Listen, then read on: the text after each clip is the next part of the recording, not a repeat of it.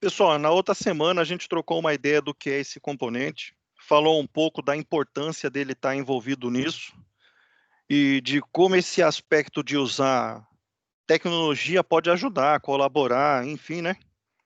De ver como tudo chegou a estar até aqui, ou até mesmo para entender uma tendência da onde isso pode parar.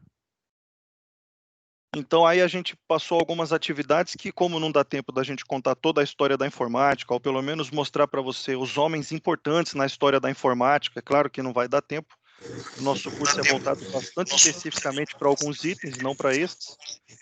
Então a gente, através da atividade, vai usar hoje o tempo que for necessário para estar falando um pouco disso. Com o filme, deu para você ter uma ideia de como algumas coisas aconteceram e chegaram a estar como está hoje. É claro que o filme é bastante específico e mostra a visão de algumas pessoas, né, muito focado em uma delas até, que a gente vai falar dele também aqui. Mas tem outros itens que você pode estar procurando depois para complementar isso. Até mesmo ali, em outros vídeos, outros documentários e tudo mais. Algumas coisas são importantes você saber para que nunca passe por você uma ideia que não é a ideia mais apropriada. Né? Verdadeiro ou não depende de quem contou a história, mas pelo menos a mais apropriada. E a gente vai estar falando um pouco dessa história apropriada através do questionário, que era a atividade que vocês tinham para estar fazendo, que ainda dá para entregar ainda, quem ainda não entregou. Né? Quem está com dúvida, esse e aquilo, já aproveita, tira ela aí. No questionário, nós colocamos lá algumas perguntas, algumas observações. São poucas perguntas, podia ter muito mais, mas essas perguntas são suficientes para entender a síntese que a gente acha necessário, tá? Na primeira pergunta, ele falava lá: sabemos que a primeira empresa de Bill Gates e Paul Allen foi o Traffic Data, e esse nome era dado a aparelhos desenvolvidos para analisar as estatísticas de tráfego de veículos. Esse Traffic Data aí, para quem ainda não entendeu o que é ou não sabe o que é o que a gente chama de semáforo inteligente. O que controla tempo, o que tira foto, o que faz ações além de temporizar a mudança das cores, né? O controle de uma central de comando. Esse tipo de controle, Bill Gates começou a trabalhar com isso, programar e desenvolver coisas desse tipo, para você ter uma ideia de que ele já desenvolvia algumas coisas, já trabalhava com algumas coisas, né? Ele não caiu lá e de repente a Microsoft apareceu. Aí o texto ainda diz aqui que certamente esse não foi o motivo que levou a Microsoft, e no texto você vai observar que está escrito Microsoft separado com tracinho, porque este era o nome oficial registrado da empresa que nós conhecemos hoje, né? Microsoft, tudo escrito junto, grandão, bonitinho. Esse era o modo que se escrevia o nome da empresa antigamente. Esse não foi o motivo que levou a Microsoft a decolar no ramo de informática, claro, né? O fato se deve a uma grande negociação, né, uma brilhante negociação entre a Microsoft e a IBM para licenciar um sistema operacional, já que a Microsoft nem possuía o sistema operacional em mãos. Aqui ele coloca uma data aproximada de 1976. Eles estimam que isso tenha acontecido entre o período de 74 a 76. Não foi rápido assim. Eles já queriam prestar alguns serviços para a IBM e até prestavam alguns, mas nunca com um critério de licenciamento de nada. Eles não tinham esse âmbito. Mas, quando apareceu a oportunidade de negociar com a IBM, e a IBM ser a maior fabricante de equipamentos pessoais e de grande porte de serviços do mundo, aí a Microsoft viu ali uma oportunidade muito interessante, muito importante. E aí tem algumas observações aqui, né? Que sistema operacional era esse? Alguém colocou alguma coisa lá? Eu coloquei. Sistema operacional em disco, DOS. Eu coloquei o DOS também. O sistema operacional que eles negociaram lá era mesmo o DOS. impressionantemente era o DOS, né? A IBM tinha máquinas de serviços pessoais caseiros, né, que não eram comuns, tá, para a época. Isso aí era uma coisa que a IBM estava tentando ganhar um mercado e que muitas empresas não achavam isso interessante. Você vê isso no filme facilmente, claramente. Mas mesmo assim a IBM fazia computadores, os computadores eram bem caros e os sistemas, ao contrário, eles eram muito baratos. Então a IBM não achava que seria interessante montar um departamento ou ter uma empresa associada só para fazer sistema, já que o sistema era tão barato. Mas os equipamentos eram bastante importantes a empresa continuar vendendo e obter um setor aí de mercado que daria um bom lucro, né? O sistema que eles utilizaram lá, sim, era o DOS, né? O sistema operacional por discos. Como ele foi adquirido pela Microsoft?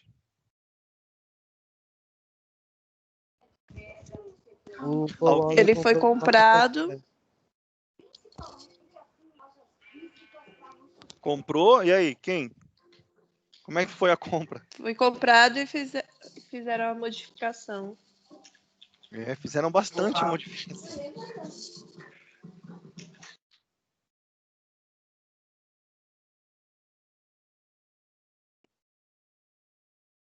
Paul Allen foi, né? Comprar. Isso aí realmente aconteceu de verdade, tá? Até no livro do Bill Gates você é capaz de encontrar citações desse tipo de coisa que eles fizeram. O Bill Gates queria, ele sabia que alguma coisa era importante, mas quem... Professor, o senhor tirou seu áudio. Ficou mudo. Não, já coloquei já, vamos que vamos. Ô pessoal, tenta evitar de mutar eu aí, porque aí vai ficar difícil. Se eu não perceber, eu vou atrapalhar a aula, e a ideia é ajudar a aula, hein? O esquema que o Bill Gates fez lá é que ele era um bom negociante e o Paul Allen não. O Paul Allen ele era um bom desenvolvedor, ele é até hoje, né? Ele é um bom, é, tem um nome empresarial bonito para isso, mas ele é um bom projetista, né? Ele trabalha bem com projetos, planos, estrutura, arquitetura. Ele é muito bom mesmo, um dos melhores que já teve aí na história da tecnologia. Mas em contrapartida, o Bill Gates, além de saber o que o cara sabia, ele também era um excelente negociante. E aí, o que eles fizeram? Eles trocaram de lugar. O Bill Gates negociou com o cara e o Paul Allen foi lá buscar. Por quê? Porque o Paul Allen reconheceria se aquilo era de fato bom ou não. E o Bill Gates, só de olhar, podia não reconhecer. Testar, verificar. Porque no filme mostra que o cara chegou lá e comprou e ficou por isso mesmo. Tá, até parece. Na verdade, eles estudaram o sistema, o cara mostrou o sistema para ele, verificaram qual que era o disco, qual que era o tempo de carregar e tudo mais. Foi tudo verificado antes. Não foi assim, chegou lá, comprou e pá, e pronto. Então, para verificar se aquilo era de fato melhor, foi o arquiteto lá, foi o cara que era de computação, né? Foi o arquiteto que era mais aprimorado na época, que era o Paul Allen, Paul Steven Allen. Quem foi o criador daquele sistema? Alguém lembra lá do filme? Os caras falam o nome dele. Tim Peterson. Foi o Tim Peterson. Ele desenvolveu aquele trem lá na empresa que ele trabalhava, né? Que era Seattle Computadores. Essa empresa foi bastante importante na história da Microsoft, que de lá eles tiraram algumas pessoas para trabalhar na Microsoft, como o próprio Tim Peterson. No filme parece que o Bill Gates foi lá, comprou o sistema e deixou o Tim Peterson a ver navios, e não é verdade. A Microsoft contratou aquele cara e aquele cara trabalhou muito tempo na Microsoft para até mesmo fazer valer a genialidade que o cara tinha, né? Porque aí a Microsoft ganhou o dinheiro que ganhou e dane-se, né? Não foi bem assim que aconteceu não, tá? Quanto foi pago pelo sistema? $50 mil. Foi uma quantia gigantesca, porque $50 mil era inacreditavelmente muito dinheiro. Até no filme tem lá uma referência que o cara fala assim, mas você vai comprar isso por quê? Para quê? Aí o cara dá uma desculpa de que é uma negociação que já está em andamento. Por quê? Porque aí entra em caráter de sigilo de negócios, e ele não pode falar. É mentira, na verdade, né? Não tinha negociado bosta nenhuma. Eles correram atrás para ver se dava certo, se não desse, tinha que ter outros planos. Mas para você poder comparar o que é o dinheiro ali, como é muito, mas muito diferente da realidade dos outros sistemas, sistemas do mesmo tipo vendido por outras empresas eram aproximadamente de 10 a 20 dólares.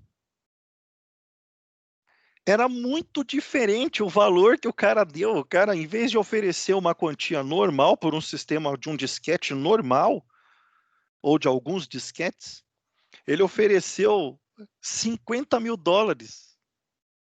E aí, é claro, por que fizeram isso? Para ser irrecusável. Beleza? Quem respondeu, respondeu aí mais ou menos na mesma altitude? Sim. Sim.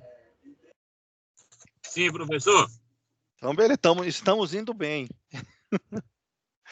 Na segunda pergunta, ele fala que em 75, já um ano antes, tá vendo? O Bill e o Allen foram ao encontro da MITS para oferecer uma linguagem de programação. E aí tem uma ressalva aqui dizendo que a MITS foi a empresa que desenvolveu o microcomputador Altair. O curioso, novamente, é que o Bill e o Paul Allen desenvolveram a linguagem sem possuir um Altair.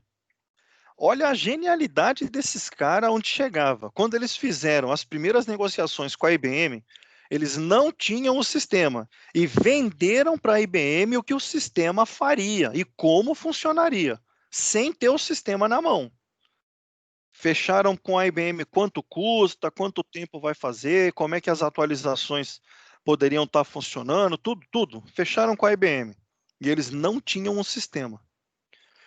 E esse item aconteceu, na verdade, porque eles já tinham uma experiência com esse tipo de coisa que o Bill Gates mesmo fala, né? Com esse blefe, que o Bill Gates ele fala que ele tem um blefe profissional. Deve ser coisa de jogador mesmo, né? De poker que você vê no filme lá, eles evidenciam isso, porque o Bill Gates disse que todo operador é um jogador e de preferência joga um poker. Lá em 75, quando eles negociaram com a MITS este sistema, aqui as observações perguntam assim: qual era a linguagem de programação que o grupo do Bill Gates foi oferecer para a MITS?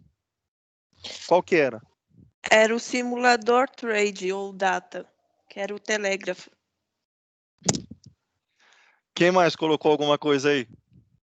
Linguagem Basic. Ou É, base. a Daniela tá achando os trem ali. Alguém mais colocou o Basic?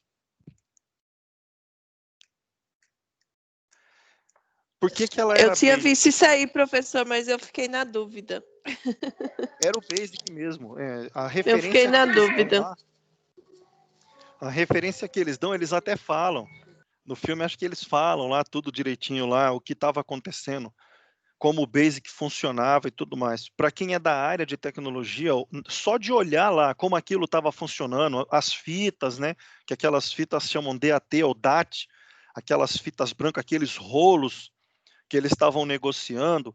No filme mostra os caras indo negociar o barato lá e ele fala assim: putz, ele esqueceu aqui tal parte do software. E ele faz durante o voo, no avião. Puta merda, o cara, a genialidade é extraordinária. Ele percebeu pelas fitas que faltava um pedaço do sistema e ele foi capaz de desenvolver a parte que faltava para colocar junto com as demais fitas e o software ser adaptado ao Altair e funcionar normalmente. Só de observar como aquilo funciona, a gente já saberia que foi o BASIC mesmo. Era o Binary Analyzer System Integration Computer. Ou melhor, graças a Deus, BASIC. Beleza?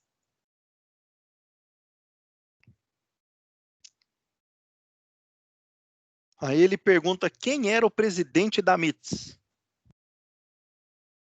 Quem era o presidente da MITS na época lá, em 75, quando tudo, a maestria começou a acontecer? Era o Ed Robert. Ed Robert. Robert. Era um cara chamado Ed Roberts.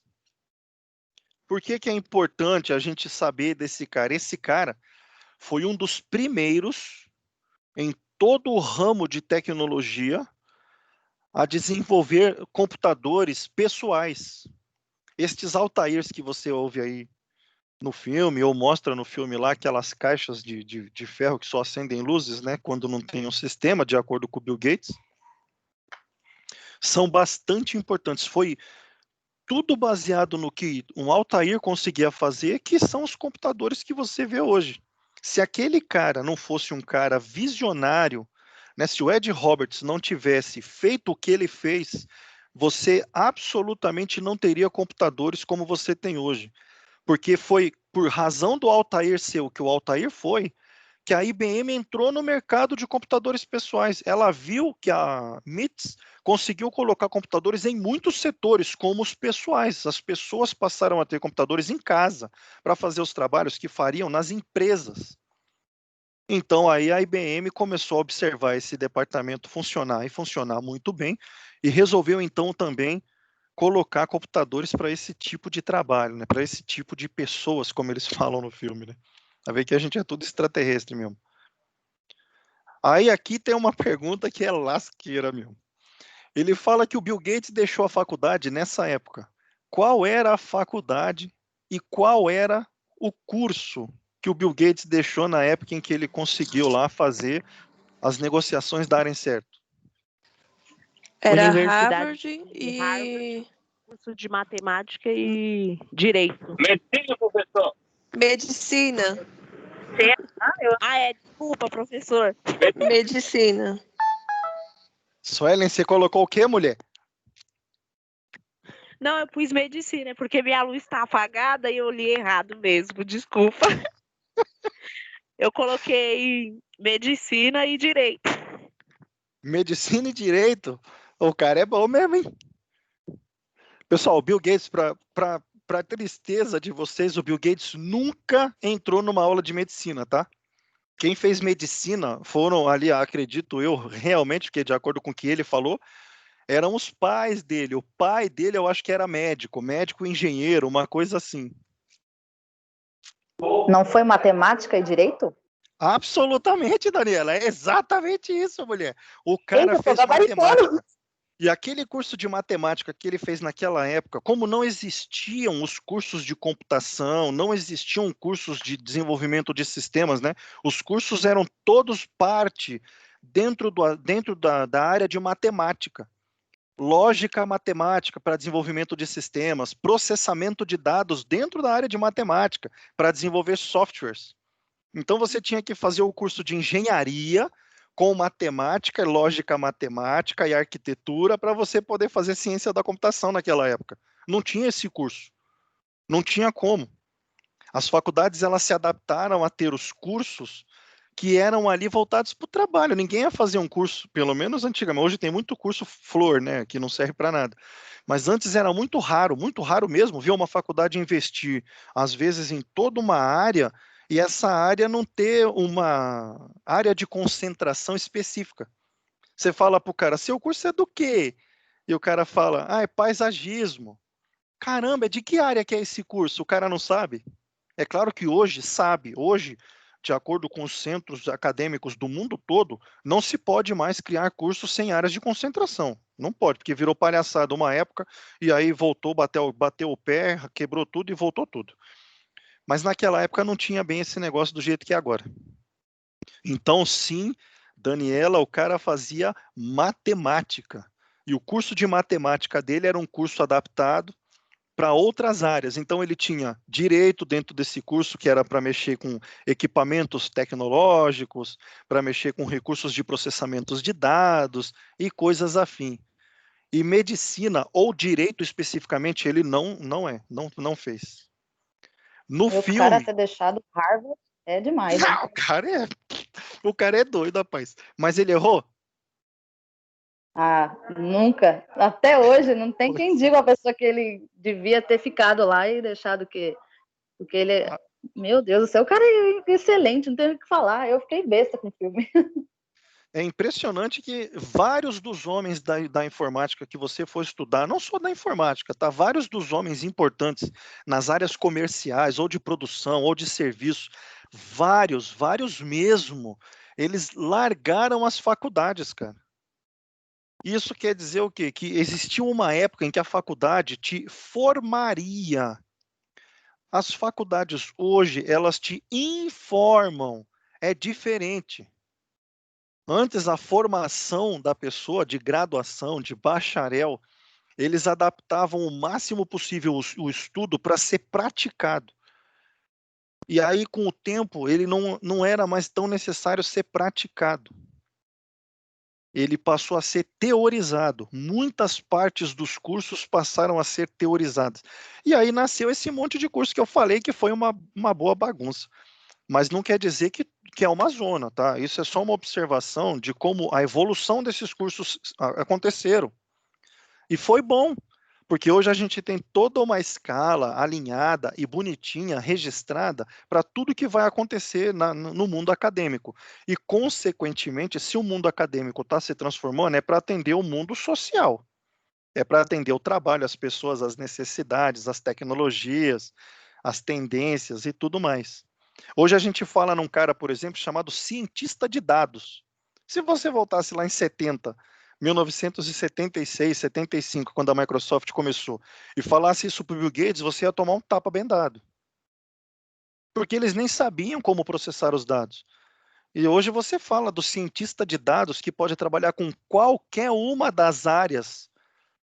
Aí, como é que faz? Se você não tiver um regulamento apropriado, um campo de estudo apropriado, vira bagunça.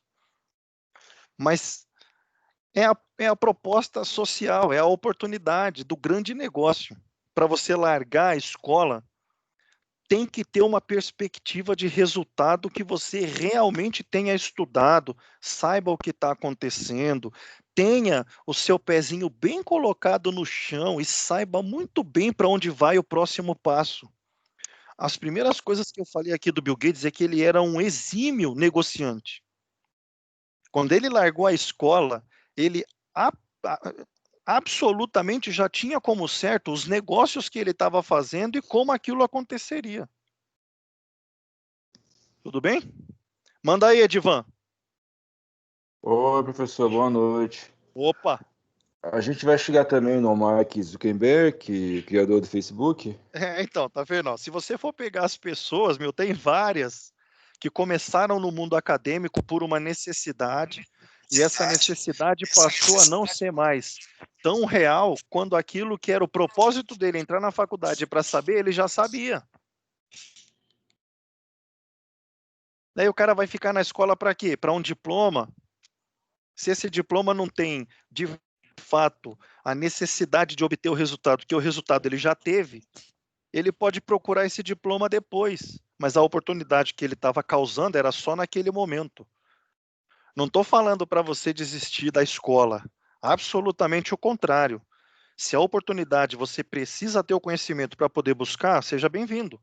Mas aqueles homens, naquela época, pelos motivos que a gente viu que eles tiveram, naquelas razões, não precisavam. Professor, Manda. professor, Sim. são os chamados autodidatas, né? Tem muito autodidata e tem muita gente que pesquisa e desenvolve e aprende muito bem, às vezes de conversar. Eu cheguei a falar isso na outra aula também. Às vezes você conversando com um cara experiente da área que você quer entrar, trabalhar, entender, vale mais do que um monte de aula. Porque aquele cara passou na trajetória histórica e aprendeu com cada passo como aquilo chegou a ser do jeito que é hoje. Só uma pessoa que tem uma visão desse tipo consegue ver e dar valor aos resultados. Muitos dos garotos hoje da área de programação, por exemplo, eles não conseguem ser bem-sucedidos quando a complexidade do resultado é muito alta. Eles estão acostumados a apertar uns botões, a programar ali algumas linhas e o resultado já ser satisfatório. Mas quando a problemática é muito grande, quando envolve muita gente, quando o resultado é muito específico, é complicado. Essa molecada não consegue trabalhar. Eles ficam sem espaço. Aí o que, que acontece? Aí ficam todos emburrados. Por quê? Porque tem um velhão que não necessariamente domina aquele determinado momento da tecnologia, mas ele domina com excelência essa necessidade complexa de trabalhar com várias pessoas, várias ferramentas, vários momentos, vários resultados diferentes e ter um resultado plenamente satisfatório. Vocês mesmos, eu falei aqui, todos vão se formar na mesma área. Alguns se apaixonam por essa área, porque quando ele entra, ele observa e entende que todas as ferramentas, as falas, os amigos, esse campo acadêmico favorece e serve de palco para ele trabalhar. Não é o resultado. Esse momento não é o resultado. Esse momento é a ferramenta que você tem para alcançar um resultado que, quando você estiver na área atuando, você vai observar se o resultado está satisfatório, se está atendendo ou não está. Beleza? Deu para ter uma, uma reflexão sobre isso aí, tá vendo? Professor, Manda aí, Edvan. eu confesso que eu iniciei programação muito tempo atrás, só que eu vi que não era para mim, cara. Isso, Devido a mas não muita tem problema. matemática, cálculo. Não, eu vi que não era para mim. Eu iniciei assim e falei, meu, né? É muito cálculo, né? É muito complexo, cálculo. muita matemática, Muita cálculo, matemática. é um negócio, né?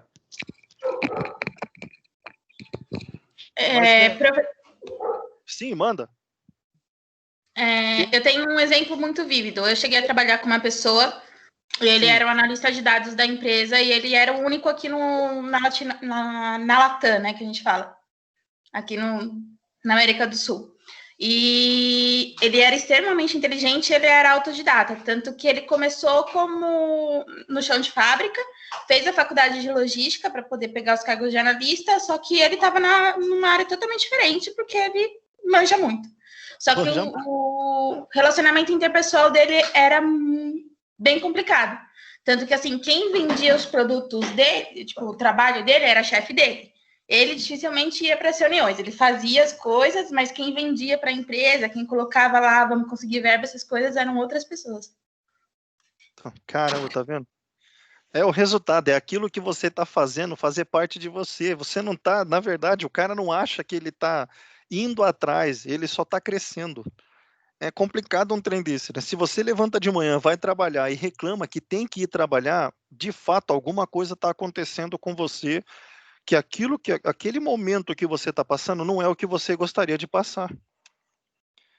Quando eu dou aula, para mim é louco, porque tem um monte de cara maluco aqui que a escola fala que eu estou ensinando eles, eu não estou ensinando nada, eu estou trocando com eles, eu venho aprender com a Damiana, com a Daniela, com o Rubens, com a Brenda, com o Vitor, com o Matheus, com a Sueli, com um monte de outro maluco que tem aqui, eu venho aprender com eles e eu levo um pouco do que outras pessoas já me ensinaram. Então isso é fascínio, eu não estou trabalhando nada, eu estou trocando uma ideia e algum louco lá acha que tem que ter salário para isso, então ótimo. Eu consigo viver disso. Eu faço um monte de trabalhos, eu trabalho com tecnologia, sou, meu consultor de processos operacionais de otimização, trabalho dentro da área de gestão, trabalho dentro da área acadêmica, escolar, educação, trabalho dentro da área de matemática aplicada, sou pesquisador, eu tenho uma par de coisa, mas nenhum deles é tão legal, nenhum deles é tão legal quanto essa aqui, de estar aqui. O mais incrível é estar na aula, lá naquele espaço escolar nosso, para a gente poder trocar ideia, mexer nas coisas, aprender com o computador, ver aquele sem vergonha dar tilt e a gente ter que procurar um jeito de causar uma resposta. Aquilo é da hora. Da hora, não saber o bagulho e buscar saber é da hora. Pode ter um montão de jeito diferente de fazer e às vezes um cara que está do seu lado ali é o cara que tem a resposta, não sou eu. E isso a gente vai aprender tudo junto. Aí eu vou passar a saber também. Eu tenho o privilégio de ver um monte de cara passar naquela sala e aprender um pouquinho com cada um. Mas quem percebe isso é que faz daquilo um bom momento. Senão o cara só passa por ali. Ele é só um espectador, ele não troca nada. Ele só carrega a carga. E lá na frente, um dia, quando ele for precisar, ele vai perceber que aquele cara que troca com todo mundo é o cara que fica mais bem sucedido na área que ele está atuando, independente da área. Ele sabe lidar com as pessoas, ele tem uma visão de como resolver alguns problemas, ele entende que aquelas partes todas da área computacional, tecnológica, mecânica, analítica, tudo aquilo é só para ajudar ele a fazer um trabalho, e o trabalho com ele é a parte mais importante. Então, se ele se trata como parte mais importante, ele sabe encontrar a resposta.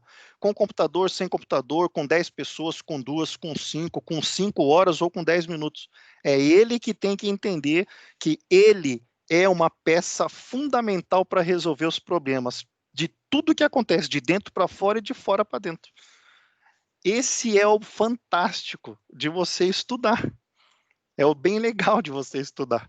Eu espero realmente que a gente continue trocando aí, como a Brenda falou, desse maluco aí, que é um cara nota 10, e que a gente possa ver muitas outras coisas aí. Só fico agradecido. Prazer no trabalho é por sua obra, né? Grande Aristóteles. Mandou. Tá, eu sou filósofo também, tá? Pela linha de pensamento. Valeu, Daniela, é exatamente o propósito. Muito bom. Aí aqui na terceira observação, na quarta, né? Ele pergunta quanto foi pago pela assinatura do contrato e por cada royalty, né? Que são os direitos de você ter o sistema. Vocês lembram lá, quando ele negociou com a MITS, que teve um contrato que ele fechou com o Ed Roberts e também teve os direitos que ele queria por cada um dos softwares que ele colocaria em cada um dos computadores. Cada Altair teria um software e ele queria um contrato para o Altair poder usar os softwares para fazer as vendas. Vocês colocaram o que aí? Alguém lembra? Pelo que eu entendi. Só que ele entra uma contradição, né? Pelo que eu me lembre, o Ed Robert, ele ia colocar por 2 milhões de dólares, não lembro, e o Royal por 15. Aí o Bill Gates aumentou o preço, aí era para 5 mil, eu não lembro o preço, eu lembro o preço do royalty que passou para 30 dólares, ou 30 mil, não lembro. Alguma coisa assim.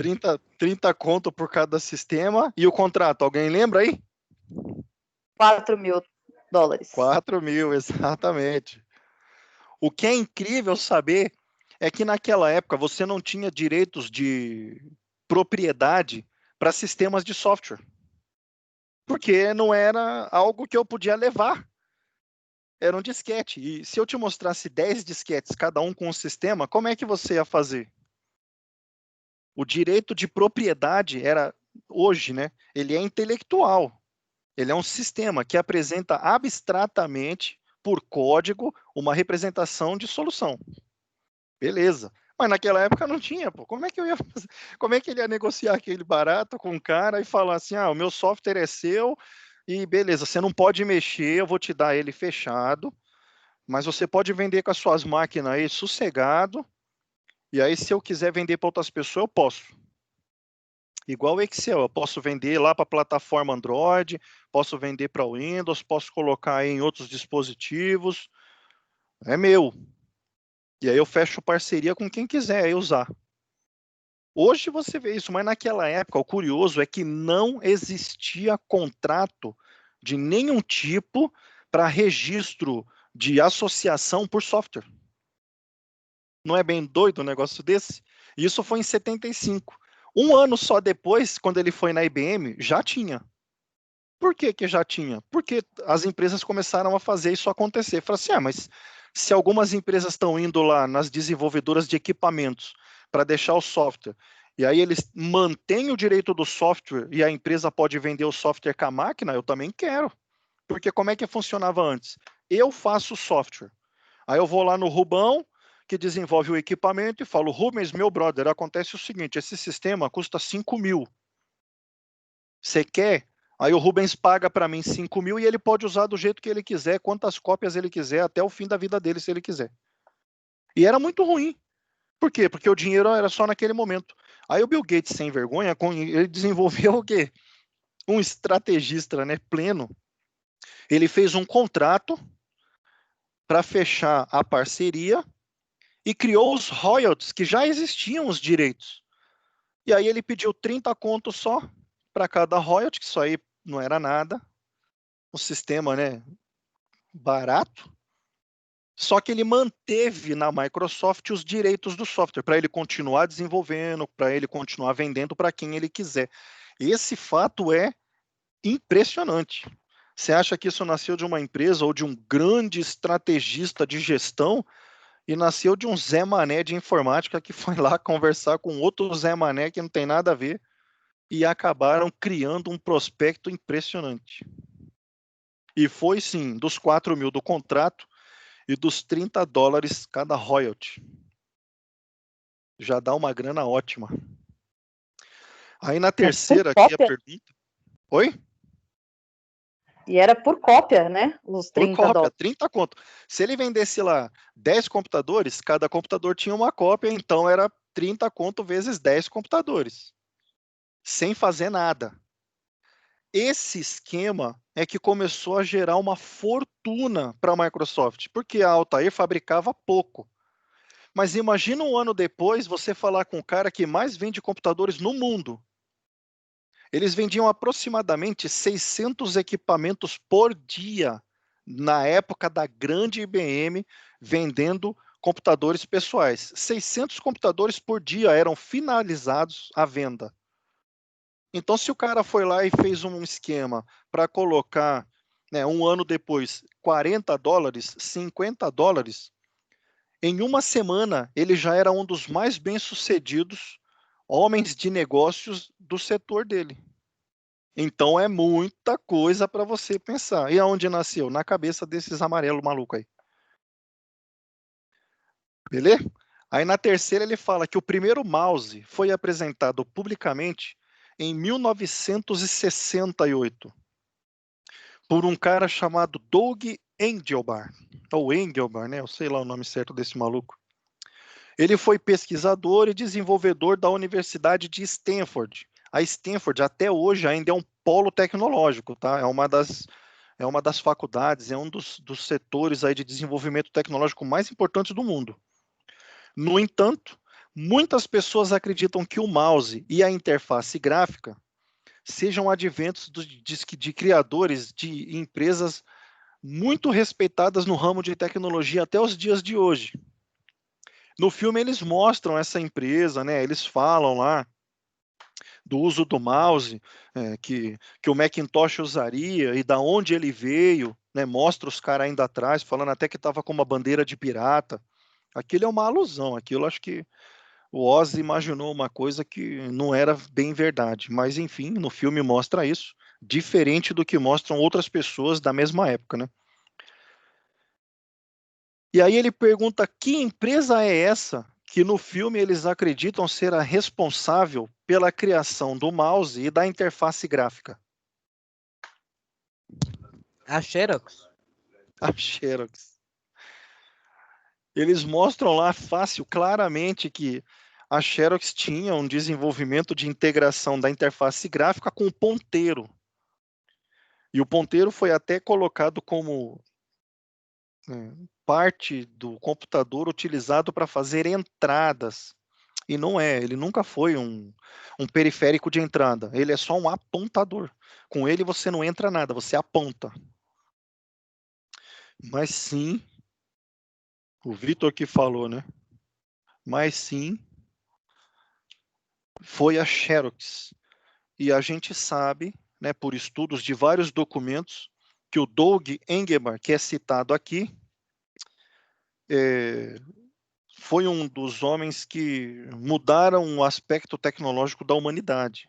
E eu digo humanidade porque é um contexto grandioso mesmo. Vocês já ouviram falar de Doug Engelbart? Alguém já tinha ouvido falar dele antes de eu ter colocado na aula aí esse homem? Eu já ouvi falar, mas eu não sabia quem era.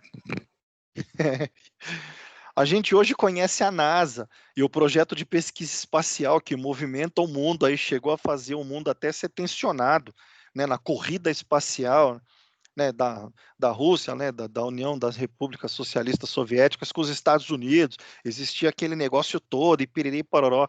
Mas aquilo só aconteceu porque algumas pessoas, como o Doug Engelbart, fundaram a NASA. E quando eles fundaram a NASA, muitas das pessoas que trabalhavam lá fizeram adventos impressionantes. Alguns tiveram direitos lá de patentes e tudo mais, até eles serem comprados ou adquiridos por outras empresas, porque eles vendiam as ideias, na verdade, né? Eles vendiam as ideias, os projetos, porque para eles não interessavam ficar com esses projetos. A NASA tem lá o ventilador. E legal, para que eles vão manter os direitos ou a reserva de direito para um ventilador? Então não interessava, eles vendiam. Eles inventaram a caneta. Eles inventaram isso. A NASA é das instituições de maior volume de criação e advento que a gente teve na humanidade. Pra você ter uma ideia do gigantismo da NASA. A NASA não é alguém que faz foguete, né? A NASA é alguém que desenvolve e difunde, né? Eles vão difundir tecnologia. Então, para você ter uma ideia, o mouse é mó barato, é usado em quase 100% dos computadores hoje. Foi o cara da NASA que fez. A interface gráfica, essa que você está vendo aí o professor Pateta falar com você aí, e aí você vê as bolinhas dos outros camaradas com o nome deles, tudo mais lá. Então, essa interface gráfica foi o cara da NASA que fez. Ele que pensou nisso, que um software administraria os dados para fazer uma versão visual agradável, e não aquela linha de código terrível. Mas, enfim, é bastante interessante saber que a coisa foi astronômica, né, no sentido da palavra do gigantismo. É bastante importante saber. Por que a empresa, então, que desenvolveu a tecnologia lá do mouse e da interface gráfica, não utilizaram a tecnologia? Se é usado hoje, em quase todos os computadores, não dá para imaginar hoje um computador pessoal sem essas características. Por que algo tão comercial possível não foi usado pela empresa? O que diz lá no filme?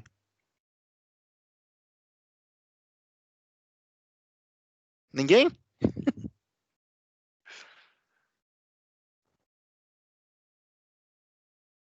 Nada? Eu vou deixar alguém falar. Daniela já ficou com vergonha já. Então, eles tiveram um certo preconceito, né? Acharam mouse, um rato morto em cima da mesa. Olha o nome que os caras dão também no bagulho, né? Moleque é fogo, viu? Mas é um nome que é dado até hoje, né, meu? E acostumou e ficou mesmo. Foi uma brincadeira que deu certo.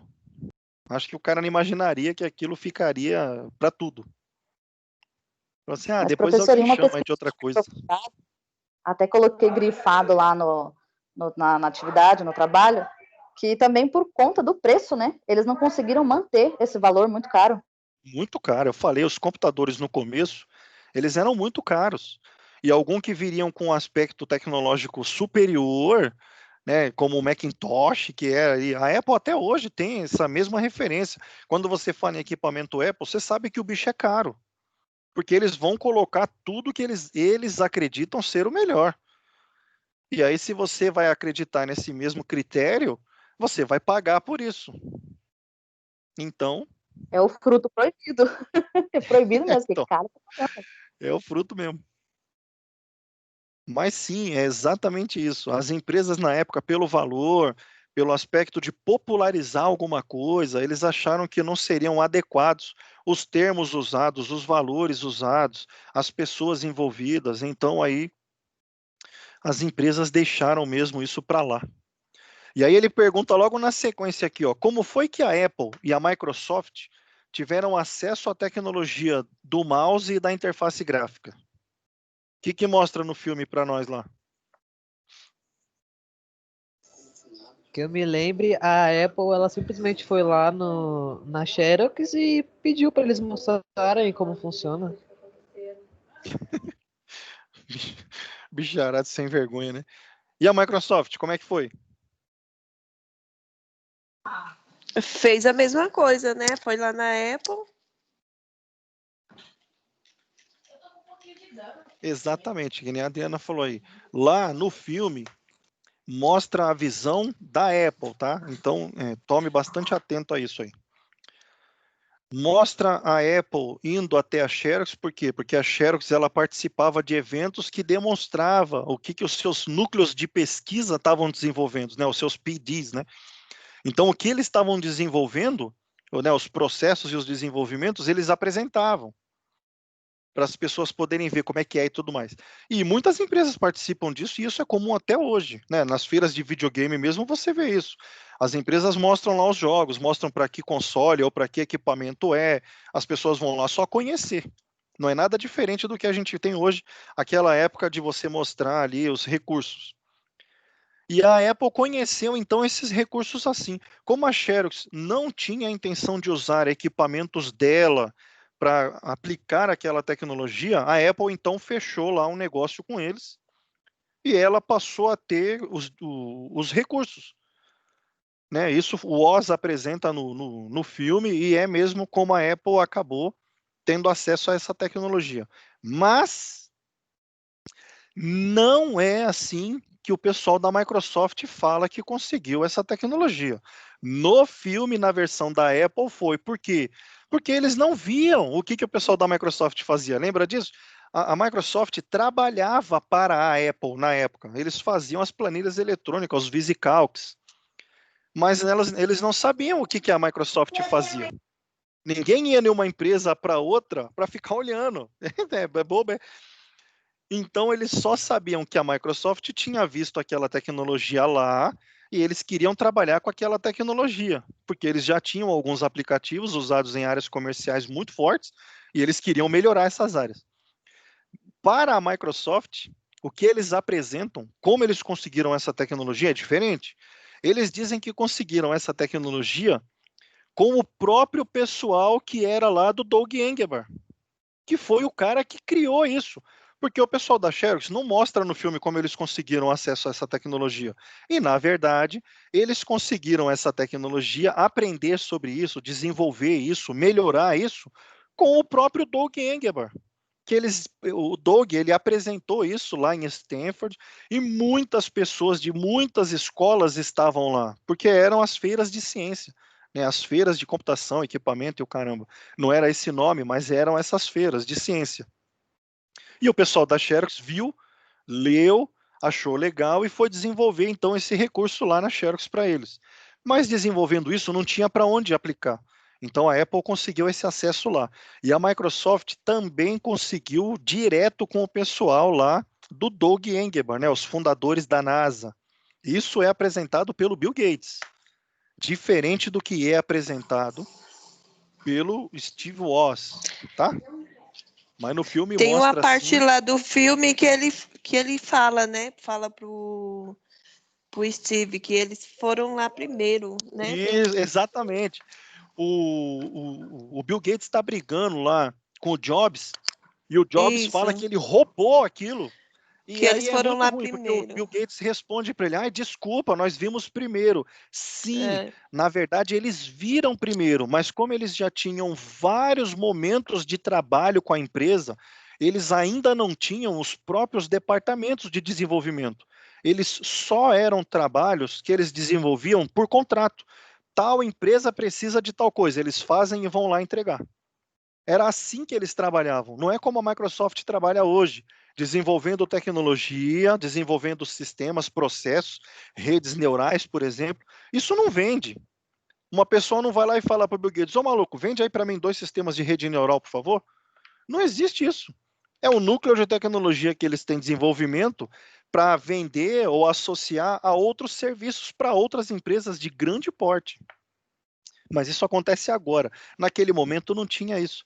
Então o Bill Gates pegou essa tecnologia, ele estudava isso, ele fazia sistemas lá tentando causar esse efeito, e quando ele conseguiu, não era isso que o Macintosh queria na época. Queriam sistemas VisiCalc, que é o Excel, né?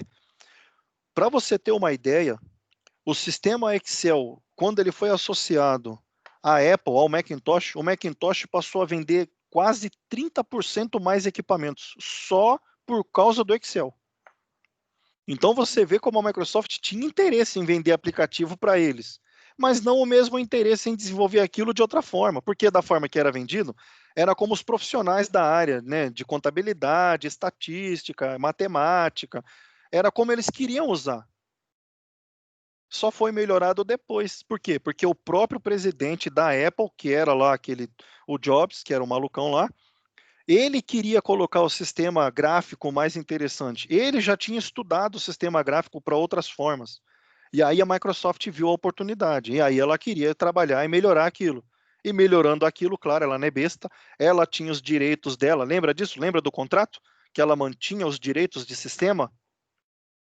Justamente por ela fazer esse contrato e manter os royalties, manter os direitos do sistema, ela vendeu aquilo para a IBM. E aí, e aí a IBM ficou boom e a Apple ficou se ferrou. Mas vamos que vamos aqui. Na pergunta 4, ele fala que, de acordo com o filme, muitas pessoas importantes da história da informática deram a contribuição para que a tecnologia desenvolvesse, avançasse e tudo mais. Muitas dessas pessoas, como não existia ainda uma área forte de computação, elas eram de outras áreas, né? De engenharia, administração, direito, né? Como aí algumas pessoas falam aí, né? Descreva aqui o feito para cada um dos homens. Aí ele cita vários homens, aí eu vou comentar alguns pelo menos aqui. O do Paul Allen, o do Jobs e o do Bauman, aqui o Paul Allen foi o cara que era o engenheiro da Microsoft. Ele era não, né? Ele foi muito tempo engenheiro da Microsoft, responsável pela gestão de criação de equipamentos. Então era muito importante o Allen estar trabalhando ligado ao que o Bill estava fazendo, porque o Bill fazia sistemas para as máquinas que o Paul Allen idealizava. Ou o Paul Allen estudava os equipamentos que as empresas tinham e o Bill conseguia desenvolver então os sistemas que a empresa precisava. Por isso é que era tão afinado.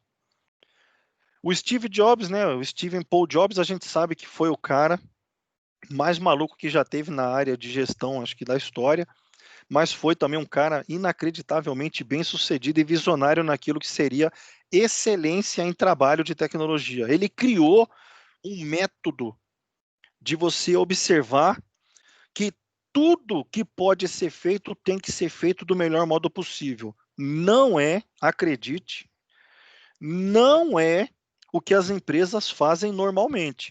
As empresas de tecnologia colocam os equipamentos de um modo a eles serem os mais baratos, os mais fáceis, os que são mais adaptáveis.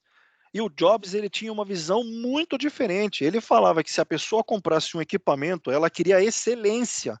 Ela queria poder usar aquele equipamento para o trabalho e ter bons resultados. Por quê? Porque a ferramenta que ela escolheu, que era o Apple, era uma ferramenta à altura do bom trabalho. Então ele criou esse negócio. Quando você vê uma empresa hoje falar de tecnologia de excelência, absolutamente ela está olhando para aquilo que era a visão do Jobs na época da empresa. Tá bom? Por isso é que ele é um cara, além da importância dele de ter feito 1 milhão de coisas, ele criou uma filosofia corporativa. Aí ele pergunta aqui do Steve Ballmer. O Ballmer, ele também era um gestor e muito, muito importante para a Microsoft. Era ele que administrava a empresa na época do começo. Foi ele que negociou com a IBM, por exemplo. Né? E no filme não mostra isso, que é uma pena. Foi o Ballmer que conseguiu fazer o Steve trabalhar lá com o Paul. Ele que ligou os dois. O negócio era bem, bem diferente. Né? Enquanto um era ali supervisor de uma área, o outro era só um desenvolvedor. E o Bauman, que era colega dos dois, conseguiu ligar os dois para os dois poder trabalhar nos mesmos itens. E aí viraram amigo, e aí lascou, eles fundaram a empresa, né, os três, e aí aconteceu o que a gente vê aí. O Bauman, ele foi presidente da empresa assim que o Bill Gates saiu da presidência, né, o presidente maior da empresa, lá, o cara que manda em tudo, o chanceler, o bambambam, foi o Bauman. O Bauman foi o cara que entregou o prêmio de jovem cientista, eu acho que há 8 anos ou 7 anos atrás, para o aluno da ETEC que ganhou o prêmio de jovem cientista. O próprio Steve Ballmer veio no Brasil dar o prêmio. Foi muito maneiro isso. Aí ele fala aqui do John Sculley. Alguém sabe aí? Quem lembra do John Scully? No filme fica bem louco falar sobre esse cara. Alguém lembra aí alguma coisa? Do John? Ele foi presidente da Apple, né? Ele foi o presidente Ele da Apple. trabalhava lá numa empresa de refrigerante. Sim, você não lembra qual empresa era essa? Tô tentando Acho que é da Pepsi, né? A Pepsi. Aí, a Suelen Olá, veio professor. salvar a guarda aqui. Cheguei aqui, professor. Opa! Cheguei em casa já. Bem-vindo de volta aí, então. Aí sim. Vamos lá. Professor, Diga. A Paula Donati, ela queria avisar o senhor que ela não vai conseguir entrar na aula. Eu tô gravando a aula, ela pode pegar depois. Fala pra ela não se preocupar, não. Tá, aviso ela. Beleza? Porque às vezes entrar no caminho aqui vai acabar atrapalhando a cabeça dela, coitada. Mas fala pra ela não esquentar, não, que nós gravou o trem, ela pode ver depois quantas vezes achar que precisa. Fique em paz. professor, Manda. o aluno da ETEC, ele cursava qual curso? O menino que ganhou o prêmio. Informática pra internet. Oh, aí sim, hein? Porra, pensou mesmo? Eu tava lá, brother, eu vi.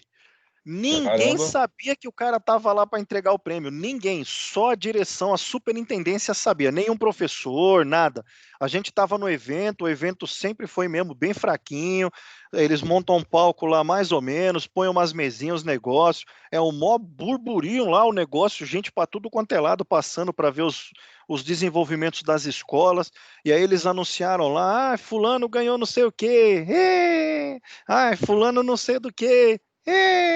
Aí de São Paulo, eu não lembro da ETEC que foi, se foi a ETEC São Paulo, eu não lembro, mas se foi a da que tem pra cá também, caramba, onde era o presídio ali, eu não lembro ali não lembro qual ETEC foi, não lembro, porque não era garoto da Zona Leste aqui. Então, eu acho que era do complexo do Carandiru ali mesmo, as escolas novas ali, na época tinha Infonet, eu não sei se ainda tem esse curso lá, mas eu sei que era das escolas novas mesmo. Aí o cara foi lá e anunciou assim, o presidente da Microsoft, Steve Ballmer. Porra, nossa senhora, foi muito louco o cara apareceu lá. E ele já apareceu brincando, falando da ETEC, né, cumprimentando o pessoal, tudo. Meu, foi fantástico, foi muito louco. Ele realmente é uma pessoa do bem pra caramba. Muitos chegam lá de nariz empinado, acham que você não é nada, é só asfalto pro cara pisar mesmo. E o cara vai embora e tudo, que com ele foi completamente diferente, ele quebrou os protocolos, tudo, ele foi lá, entregou o prêmio pro moleque, ele pediu para tirar foto com o moleque, aí tirou foto com o moleque, com o pessoal que ele levou, com a turma, com os professores, tirou foto nas bancadas de quase todo mundo, foi lá tomar água no meio do caminho, lá pegando água de uma banca de professores que tava lá participando do negócio, foi lá, pegou uma garrafa, abriu, falou, pessoal, vou tomar essa água aqui e tal. Meia dúzia de pessoas só entendiam o que o cara falava, o cara brincava o tempo todo. Foi muito louco, cara, muito louco. Foi fantástico mesmo, né? Eu tive a honra, o prazer de estar lá naquele momento, foi bem legal. O John Scully, como falou aí, né? O pessoal que a Suelen salva, né? A Adriana, a Suelen, o pessoal aqui, era assim, ele era o homem da Pepsi. Por que é importante você ouvir esse nome? A gente está falando da guerra das colas. Né? A Coca-Cola ela dominava o mercado americano quase totalmente, né? Com a Coca-Cola, com aquele refrigerante que ela fazia. E aí um cara bem louco que apareceu lá e viu que a Pepsi tinha uma parte do mercado muito pequenininha, o cara falou assim, ó, em 3 anos... aparece bastante Coca-Cola, né, professor? Porra, lá os caras tomam muito. O cara falou, em 3 anos eu vou fazer a Pepsi dominar o mercado de cola dos Estados Unidos. E ele criou uma estratégia, um marketing, ele colocou de um modo acirrado aquilo para que aquilo funcionasse, e ele dominou o mercado, tanto que um montão de filme que você assiste, o refrigerante que eles estão tomando, se você for pegar a referência do fim dos anos 70 e dos anos 80, quase todo, quem dominava o mercado de cola nos Estados Unidos era a Pepsi.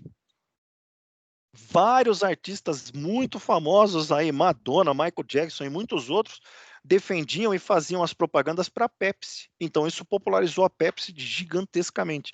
E quem foi o gênio por trás daquela virada da guerra das colas? foi o Joe Scully.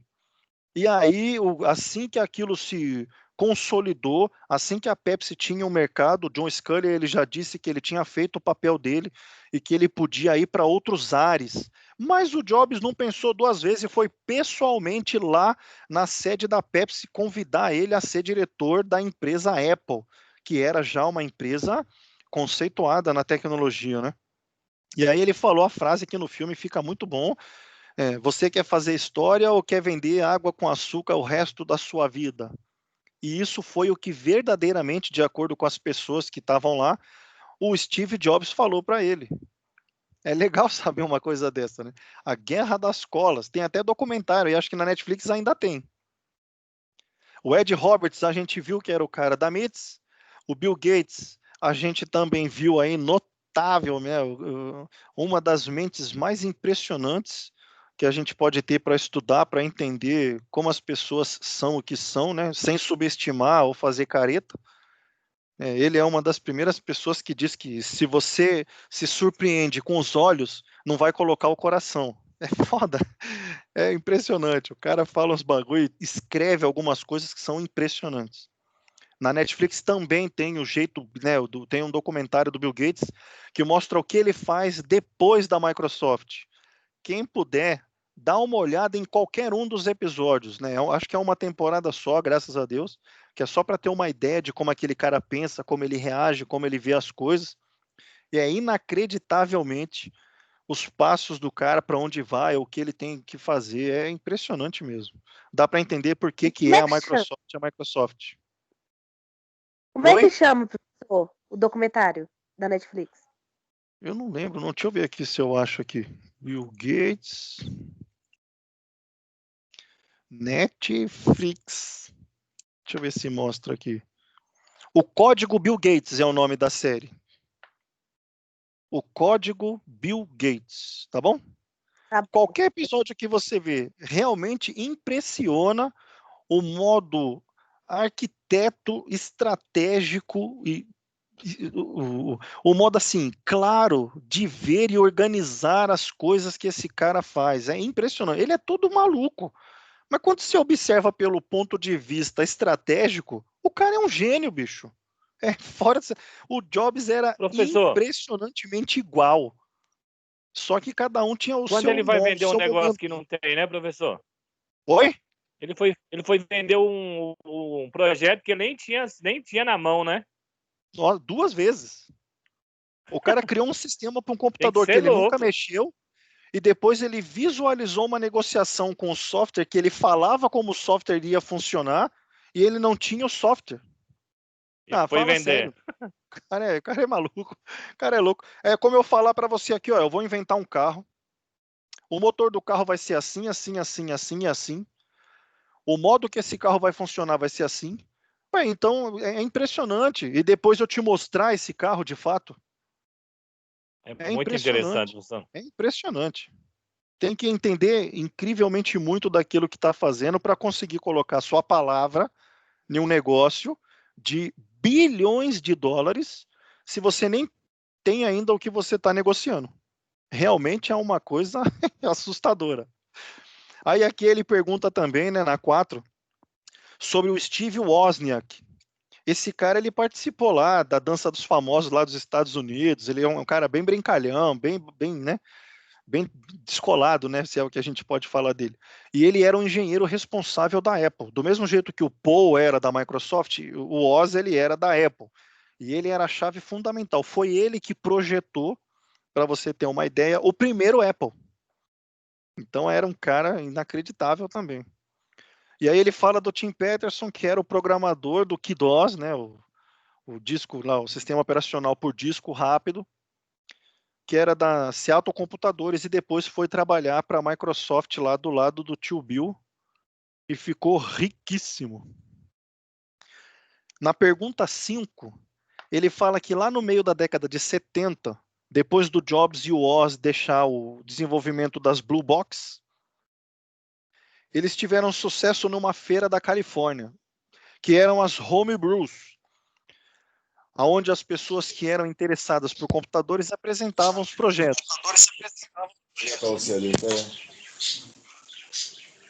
Edivan? Não? Nada? Então bora continuar o trem aqui, Diacho. E aí acabou surgindo a ideia de fundar a Apple, porque no filme mostra, né? Ele fala assim, nossa, nós vendemos 50 computadores, né? 50! E isso era muito já. Era bastante. E através dessas observações que eles fizeram, o advento que eles tinham, né? O computador que eles criaram, de acordo com o contrato de lealdade que eles tinham com as empresas onde eles trabalhavam, as empresas deveriam ter os direitos sobre os produtos. Se eu trabalho lá para a Nestlé e eu vou lá e invento um novo produto com os chocolates, com as coisas lá da Nestlé, o negócio não é meu, o negócio é da Nestlé. Eu estou dentro da Nestlé fazendo os negócios. E eles, trabalhando nestas empresas, desenvolveram o computador que eles venderam. E pelo regulamento das empresas, eles tinham então que apresentar esse produto para a empresa. Se a empresa não quiser, então aí o produto fica para ele. Mas a pergunta é a seguinte: quais eram as empresas onde o Jobs e o Woz trabalhavam que não quiseram esse projeto? Onde o Jobs trabalhava e onde o Woz trabalhava? Então, Lembra? professor, eu acho que de acordo com o filme, eu só consegui ver onde o Steve Woz trabalhava, né? Que era na Hewlett Packard. Hewlett Packard, a HP, né? Exatamente. Eu O cara também até só tira consegui sarro dele, né? identificar essa, professor. Oi? Eu E também só Atari, consegui eu não sei se identificar pronúncia essa só. certa. Manda aí, Eu Suelen. coloquei Onde é que o HP, homem professor. trabalhava? Atari. Eu não sei se a pronúncia tá certa. Atari HP. Exatamente. No filme, infelizmente, a empresa onde o Jobs trabalhava não cedeu os direitos de imagem para eles colocarem no filme. Não sei por quê. Mas aí a produção TNT da época arrumou um jeito de colocar o produto da empresa que o Jobs trabalhava. Porque no filme parece que o Jobs nem trabalhava. Ele parece um hippie vagabundo. E não era, o cara trabalhava pra caramba. Pô, o cara era desenvolvedor de sistema, o cara desenvolvia linguagem e tal. Ele era um cara que trabalhava muito, né? No filme fica muito fraco isso. Acho que editaram demais, acabou cortando tudo. E como a empresa não deixou produzir os direitos, aí piorou. Ficou mais ruim demais ainda. Mas no filme tem uma passagem que mostra isso. Quando o Oz compra um avião, lembra disso? Ele sofre um acidente e vai parar no hospital. Ele fala que ganhou tanto dinheiro que ele comprou alguns brinquedos e ele acabou quase se matando com um desses brinquedos, que foi um avião. Quando ele está no hospital, o Jobs vai fazer uma visita. O que o Oz está fazendo na hora que o Jobs vem visitar ele no hospital? Jogando videogame. Aliás, Ele né? tá Jogando o jogando jogo no videogame. computador. E que videogame que era?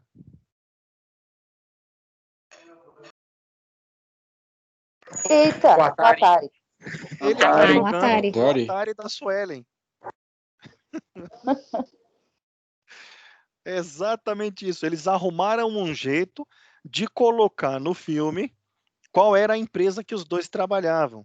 Né, eles fizeram, na verdade, uma homenagem, mesmo a empresa não cedendo os direitos de imagem, não pode falar nada, não pode mostrar nada, né, como eles fizeram com a HP, mas eles colocaram lá um Atari, que era onde o Jobs trabalhava. O Jobs ajudava lá a desenvolver os sistemas Atari, né, os jogos Atari. Era a Atari. O Atari Eu tive da um Suelen. Atari. Oh, muita gente teve um Atari. O Atari era bom demais. Nossa, lembro até hoje, cara. Então. Aí ele fala aqui também, ó, por que as empresas recusaram o projeto. O princípio era o mesmo. As empresas nessa época aí, né, no começo dos anos 70, 75, tinham que investir muito para ter um departamento para desenvolvimento de um produto novo. Não era como é hoje, que eles podiam fazer ali uma cooperativa, uma terceirizada, alguma outra coisa, e associar aquilo ao produto final deles. Não tinha, não é como. A IBM é que passou a fazer isso. né? Daqui a pouco a gente vai ver aí o que foi que a IBM fez, mas foi a IBM que fez isso. Outras empresas não tinham capital para isso. Aí na terceira aqui, ele, na observação, diz que o Mike Markula representou uma grande empresa e queria investir na Apple devido à tendência dela que tinha ao sucesso. Se o cara em uma amostra vendeu 50 computadores, imagina aquilo ser feito em escala industrial. Podia alcançar um sucesso muito grande. Qual era essa empresa que o Mike Markula representava? A Intel. Era mesmo a Intel. Vocês já ouviram falar de um termo bastante bacana chamado Headhunters? Não? Nunca viram? Eu acho que eu já ouvi falar. Eu já ouvi, mas não lembro onde, professor. Aqui no Brasil foi muito Professor. popular isso, mas para programas de TV. A gente viu aqui os programas fazerem esse tipo de abordagem para procurar por modelos, para procurar agenciar as pessoas. Os programas apresentavam o contexto voltado para caça-talentos. Já viram isso na TV, não? Professor, isso é muito o agente utilizado sai na no rua. Pessoal RH, aí, né? tá cortando? Oi? Eu falei que isso é muito utilizado no recursos humanos, né? Para contratação Muito. nas empresas. Para muitas empresas, esse termo é usado até hoje. Mas para outros setores, ele deixou de existir. Por quê? Porque a procura passou a ser desnecessária. As pessoas é que procuram estes setores. Mas para outros, ele existe até hoje. Existem ainda até hoje os caçadores de talento. Para muitas agências de modelo e o caramba. Para muita coisa, para engenharia, porque não é qualquer pessoa que faz certas coisas. Então ainda existe. Mas naquela época era muito comum. As empresas não tinham mão de obra especializada como tem hoje. Hoje tem escola para todo lugar e todo mundo faz, mas naquela época, lembra que eu falei? Não tinha. Era diferente. Ou você estava numa grande faculdade, tinha que se formar, tinha que se especializar e o caramba, ou você era um cara que desenvolvia aquilo por querer, por gostar, por estar imerso aquilo, e aí podia acontecer de um caçador de talento bater na sua porta. Falar assim, eu fui na escola, falaram que você faz isso. Oh, legal. Se você assiste a série lá do Will Smith, você vê que tem um episódio lá que ele vai jogar basquete e o cara fala assim, e um olheiro tá aí para te ver. Aquele olheiro é um headhunter, ele é um caçador de talento. Ele ficava sabendo que nas escolas tinham lá os campeonatos e ele ia assistir o campeonato. Mas ele só ia assistir se tivesse alguém que tivesse, né, se destacasse, tivesse um talento mesmo ali a exibir. O Mike Markula, ele era o caça-talento da Intel. E aí ele ia atrás dessas feiras, ele conversava com as pessoas, ele tirava ali, né, os pareceres dele, e ele acabou ficando sabendo de um cara que foi em uma feira e conseguiu vender 50 computadores em um dia só. E ele foi atrás desse cara e achou ali, para sorte, o Jobs na garagem da casa dele. E ele acabou investindo uma grana bem alta para a época. Vocês lembram quanto foi que ele investiu? $250 mil, professor. É muito dinheiro. Ele até brinca lá, ele fala $250 mil. É muito dinheiro. Né? A gente, se converter isso em real hoje, já dá para ter uma ideia do valor. Você está fazendo Pra lá época alguma era coisa na sua bastante, casa, hein? lá, crochê, chega um cara e fala, eu te dou $1 milhão para você abrir sua empresa e continuar trabalhando comigo. Aí você fica sem, você falou, é pegadinha, é brincadeira? Mas foi o que de fato aconteceu lá. É muita coisa. Na sexta e última, né, ele só finaliza aqui com a reflexão de algumas coisas. Ele fala que a Apple e a Microsoft surgiram, tanto uma quanto a outra, de acordo com a iniciativa das pessoas que eram aficionadas por computador, né, que estudavam por gosto, né, por intenção, por querer essa área de atuação, né, a tecnologia da época. Mas elas tinham diferenças muito grandes, né, tanto a Microsoft e a Apple, né? Qual era a principal diferença entre elas? mesmo sem você assistir ao filme, né, vivendo no dia tecnológico que a gente vive agora, você já consegue observar que a Microsoft ela é focada no desenvolvimento de soluções, desde o começo fazendo sistemas até mesmo para a própria Apple. Ainda existe um montão de sistema Microsoft rodando nos Apples do mundo todo. E a Apple ela se volta mais precisamente para a venda de equipamentos, né? Diferente aí, né? A principal diferença da Microsoft para a Apple, certo? Professor, acho que essa foi a questão mais difícil. Particularmente, eu achei que foi a mais difícil de todas. Ué, você não conseguiu identificar a diferença deles lá, não? Não, eu tive que pesquisar bastante de cada uma fazia ali, mas eu ainda coloquei errado. Não vou nem colocar o que eu falei. Ai, meu Deus do céu. Porque esse daí é um objeto assim, ó. Por exemplo, os celulares. Fala para mim qual é o celular Microsoft. Mesmo que tenha um, não é a intenção da empresa popularizar o equipamento. Com a intenção Nokia, dela de ela usou ganhar bastante dinheiro em tempo, cima né, dos professor? equipamentos dos outros, ela fez intensificar o desenvolvimento dos sistemas. E aí você vê ela participar de tudo. A Microsoft tem parceria em tudo quanto é área que você imaginar, meu. Assim, mas no espaço ela não tá. Tá, ela tem mais de 20 projetos fechados com a NASA e o governo americano. Assim, nas escolas. Nas escolas não precisa nem falar, né? Nós mesmos usamos sistemas Microsoft para quase tudo. Nas empresas, ela financia, patrocina e colabora com várias empresas, principalmente startups, que são empresas aí, né, focadas no desenvolvimento tecnológico de alguns setores. Então ele tem tudo. E a Apple é diferente, bastante diferente. Você é capaz de me falar aí, né, alguns investimentos Apple bastante voltados para os equipamentos, mas muito poucos mesmo, voltados para sistema ou para solução. Então essa é a principal diferença dessas duas empresas. Aí ele pergunta aqui dos fundadores da Apple e pergunta também, né, na outra observação, dos fundadores da Microsoft. O da Apple a gente já viu lá que teve várias pessoas, mas algumas delas, né, são consideradas as principais. E estas principais, pelo menos, são as duas lá, o Oz, né, e o Jobs. Tinha outras 7, não sei o quê. Essas já eram pessoas consideradas lá pelos fundadores, né, os cofundadores ou os funcionários principais, né, são pessoas importantes para a empresa, mas que não tiveram lá a importância de ter responsabilidade para o andamento da empresa. Ela era diferente.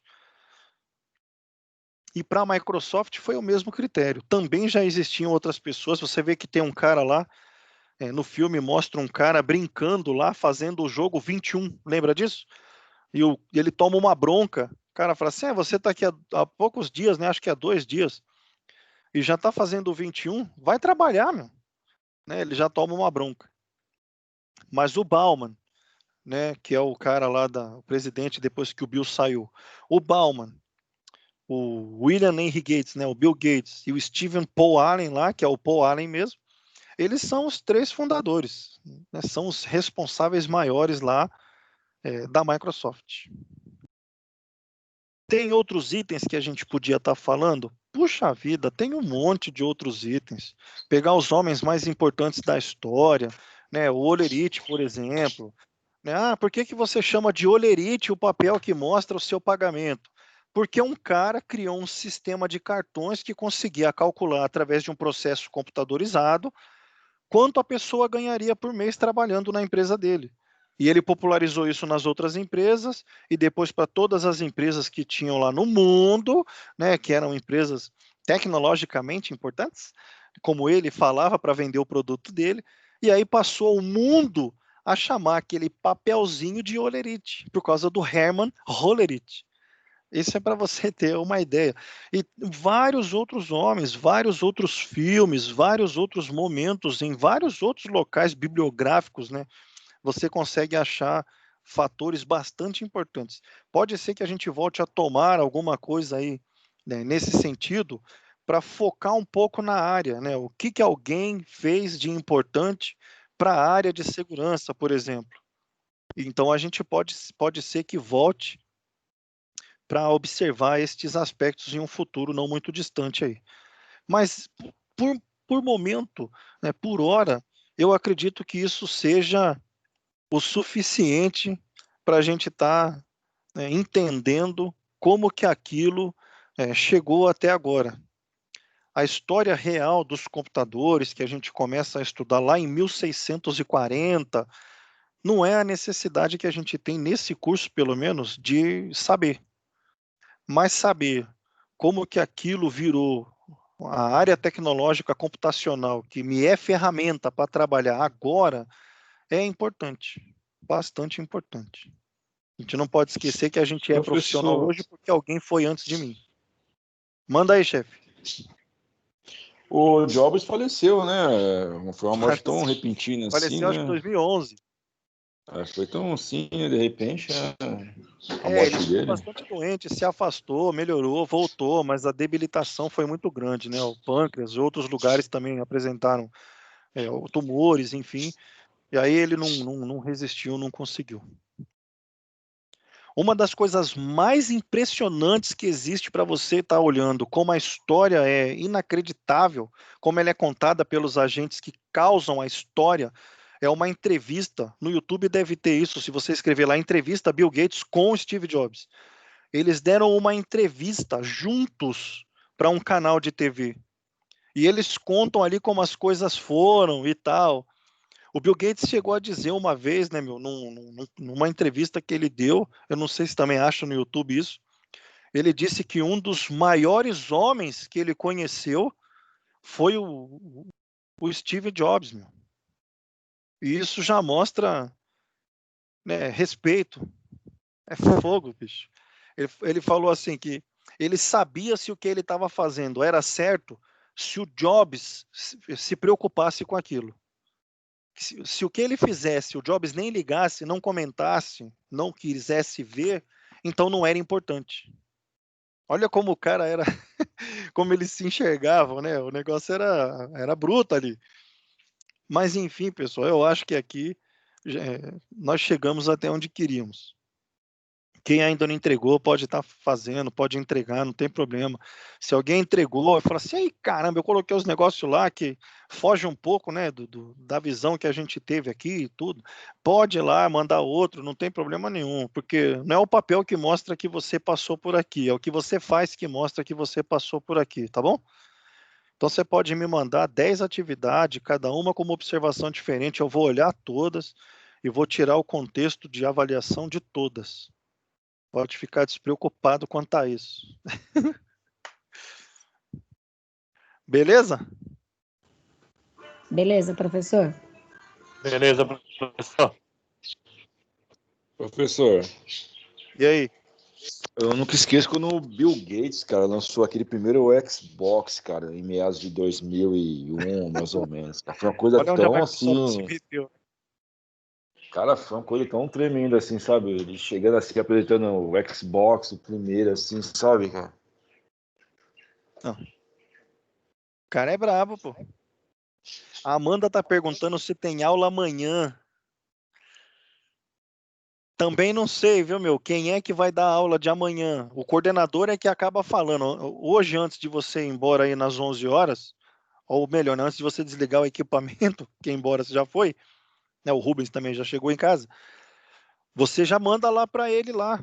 Pergunta para ele, professor, amanhã tem aula de quem? Como é que faz aí o negócio? Beleza? Você mandou e aí ele falou o quê? Aquele sem vergonha? Nada? Beleza, professor. Nós pergunta de novo aí para ele, pô. Aí eu mando aí para quem perguntar, hein? Me tira uma dúvida, que eu estava no trânsito e não consegui entender. Então agora vai ser outra aula, então, só trocar os horários. A primeira aula de sexta é aplicativos. Então aí mudou a segunda agora. você vai ver lá com o Luciano Lacerda. Perfeito. Vai nesse link mesmo, né? Exatamente, nesse mesmo. Então, perfeito. Beleza? Vou tentar sempre deixar os mesmos esquemas aí para conseguir manter uma certa ordem. Vamos ver, né? Tem hora que não dá também. Vai fazer o quê? Ontem, hoje mesmo, meu irmão faz FATEC e o Teams caiu, não teve aula para ninguém, né? Da ETEC, né? Da FATEC. Então, vai entender um trem desse. Mas tá ótimo, é o que nós temos é isso, tem que agradecer a Deus. Se adaptar a esse, né? Vamos que vamos, aí, um ajudando o outro e vamos embora. Vai, pô, lógico que vai. Pessoal, o A gente tem coordenador. um grupo muito bacana, viu, pessoal? O pessoal se ajuda bastante aqui no WhatsApp, o pessoal tá de parabéns, ajuda bastante, meu. Quem tiver Isso, tem que manter dificuldade, todo ajuda o esquema que for outro. possível. Parabéns o pessoal da equipe aí, nossa. Então, tem que manter, tem que Paula trocar hoje essa deu ideia umas mesmo. aulas para nós de Teams hoje. A Paula não, a Dani. A Daniela Maria vai ficar louca depois. Parabéns, Dani. Mas tem que manter mesmo, trocar essa ideia mesmo, se ajudar. Ninguém faz nada sozinho, rapaz. A única coisa que você faz sozinho é morrer. O resto você tem que trocar com alguém para dar Cada sentido. pessoa tem uma experiência diferente, né, pessoal? Tem gente que tem o dom de falar, tem gente que já tem o dom da informática e a matemática. A gente junta o conteúdo de cada um e a gente aprende no final do curso, tá todo mundo sabendo um pouco de cada, né, professor? Perfeito. Esse é o propósito. Juntar 40 numa sala, esse é o propósito. Graças a Deus a gente está com uma equipe bacana aí. Beleza. E os professores também são ótimos. Isso aí eu já não sei, tem uns caras meio bagunçados aí, viu? Ah, não, professor. Eu sei que a minha mulher é professora também, eu sei a dificuldade que vocês estão passando para estar passando a matéria para a gente, é muito complicado. Tem que correr atrás, a gente dá um jeito aí. Se fica difícil para você, está para nós também. A gente se ajuda e nós consegue. Minha esposa sofreu demais no começo aqui com Teams. Dá para imaginar mesmo. O que eu estava falando aqui, ó, o coordenador, ele também ajuda, ele também olha, ele vê as coisas, ele tem muito dos dados que a gente precisa para sintetizar aí a informação bonitinho, é ele que passa. E o Rinaldo também ajuda demais, professor. Ele é gente finíssima, ele troca ideia, ele vai atrás, ele responde, ele é rápido nas coisas, ele é ligeiro para pegar os negócios. Tranquilo, pessoal, pode trocar ideia com o cara para tudo que você precisar, para toda a síntese que você for montar. Dá para contar com o cara, meu, sem problema. Se ele precisa de um professor, ele chama, já me chamou. Mas tranquilo, igual o Lacerda lá mesmo da aula. Você vê, ele foi lá, a professora não veio hoje, mas a aula ia estar invertida. Mesmo assim, a gente inverteu, não deu problema. Show de bola, meu. Dá para contar, dá para ter umas... Boa prefeito, professor. Exatamente, dá para contar com o pessoal aí que está trabalhando, tá bom. Parece meio bagunçado, mas pessoal, gente boa.